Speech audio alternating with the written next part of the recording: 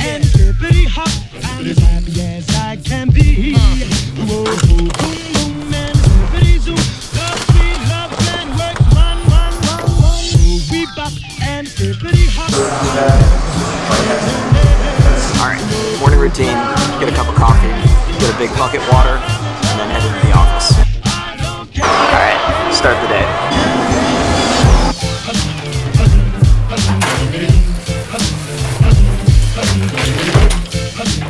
What's up YouTube?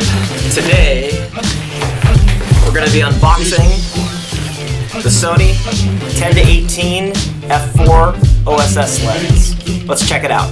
I bought this lens to replace the kit lens that I've been using. So I've been shooting on the 16-50 OSS lens.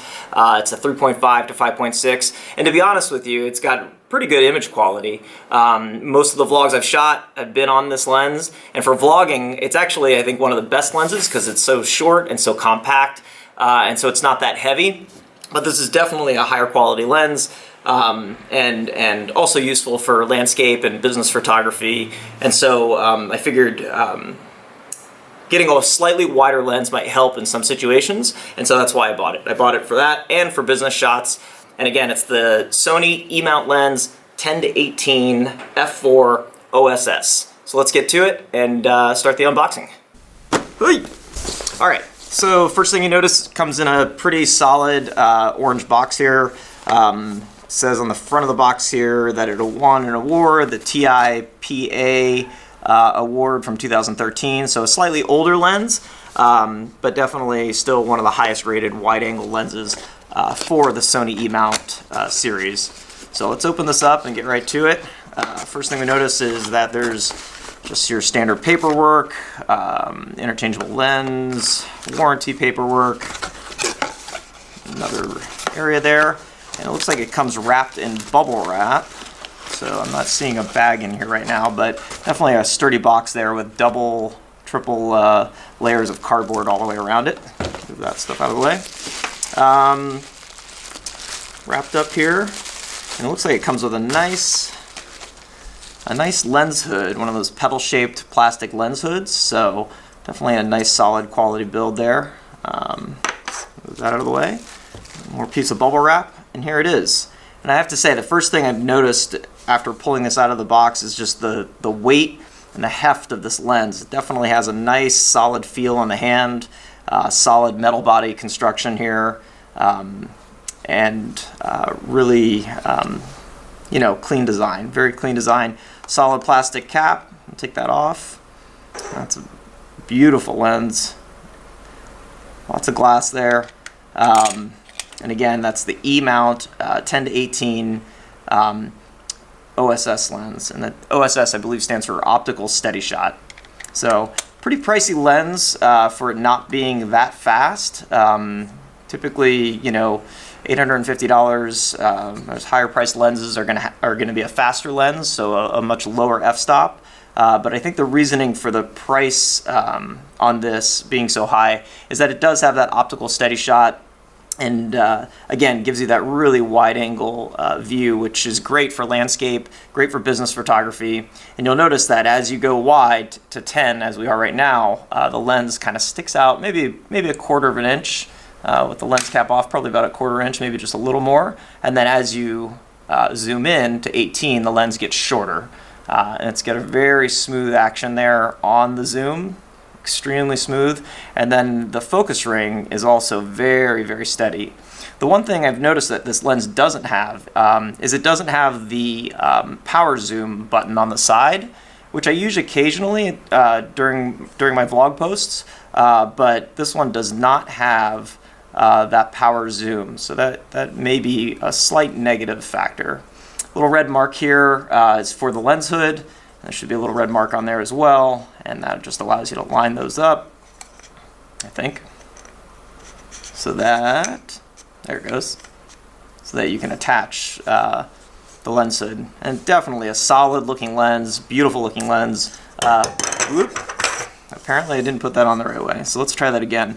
So there's a red dash and a red dot, and apparently the red dash probably lines up with the red dash. There we go. So that makes more sense.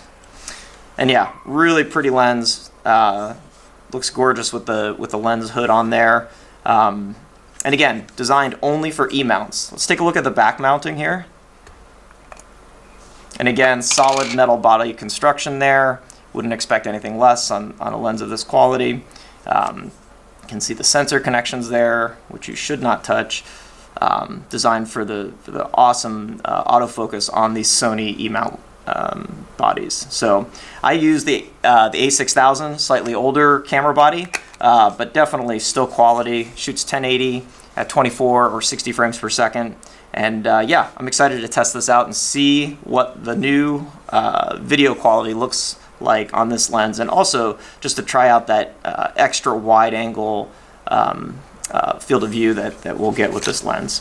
All right, so we're going to test out the video quality on these two lenses. We're going to compare the 16 to 50 kit lens that comes with the Sony a6000 as compared to the 10 to 18 F4 OSS lens that retails for about $850 to $900. It's a great lens, pretty compact, but definitely a little bigger than the 16 to 50 that comes with the a6000, and so maybe a little heavier in the hand, but definitely a great build quality. So I'm going to shoot at the 10, 12, 14, 16, and 18 millimeter focal length. And we'll see what that looks like. And again, because this is on a crop censored camera, the equivalent would be something like a 15, I think, to 35 millimeter is the equivalency. And so keep that in mind as well, that because these are crop sensor cameras, it's not a true 10 millimeter wide angle lens. It's more of like a 15 to 35. So this is, again, the 10 to 18 F4 OSS lens from Sony. Let's check it out. I'm now on the 10 to 18 E-mount lens. And again, just changed it out, same lighting, didn't change settings. This is the lens I've been using, which is the 16 to 50 kit lens. And to be honest with you, I love this lens. This lens is super compact. You can see it's only about an inch in depth. Really lightweight, super easy for running around, vlogging on the street. And it's got this cool little power zoom feature too on the side of it, which I use occasionally.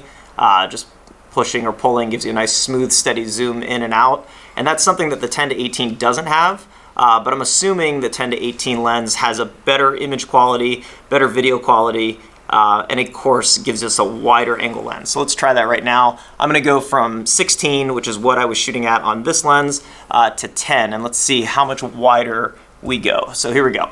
Zooming out, and there we are at 10. And again, the lens does come out, so I don't know how close I need to get in order to capture the same frame or to give you the same image, but I'm assuming you can see all of my office now. And there's supposed to be some distortion. Not sure if that's true on video as well, but definitely going to test it out and see what that looks like. I'm going to bring it over to 12 and give you an idea of what 12 millimeter focal length looks like. So here we're at 12. Let me know what that looks like in the comments below. And I'm going to go to 14 now and give you an idea of what 14 looks like. So here we are at 14.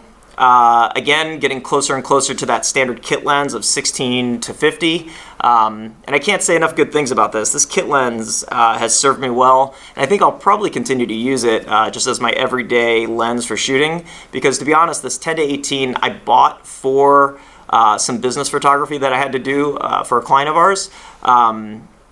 But again, also probably a better picture quality, better glass, low dispersion glass. And again, if I need to get some really wide angle shots, I'll most likely use the 10 to 18.